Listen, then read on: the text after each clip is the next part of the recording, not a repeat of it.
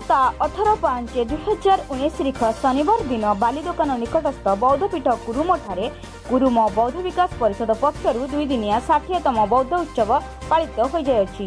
एही अवसर में एक साहित्य सभा संवर्धना और कविता पाठ आयोजन होता।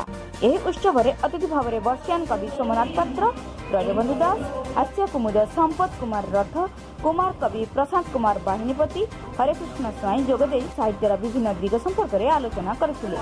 परिषदर संपादक गायक अतिबड़ी मंगराज विश्वाल महोदय सभाटी परिचालना करथिले।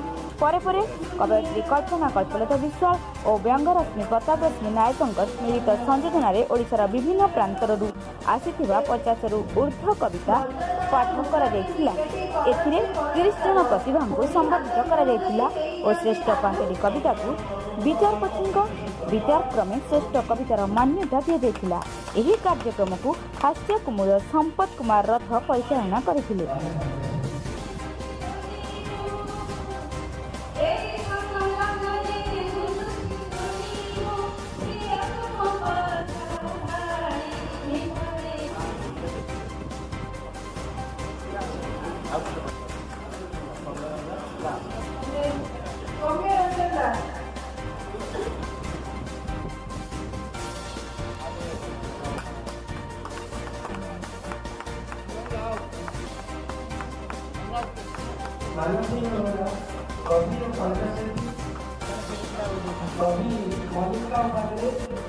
परम पूज्य परम आराध्य प्रभु मोर परमेश्वर परम कल्याण प्रकृत प्रमाण पवित्र प्राण प्रसाद सदा पटन छविकी प्रभावित करे प्रस्फुटित करे कवि दयार सागर दया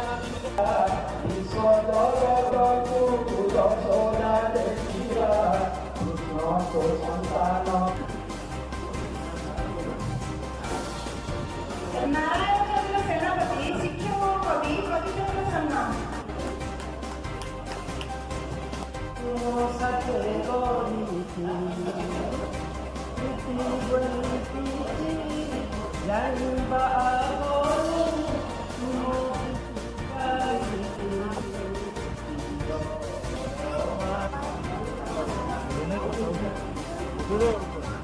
video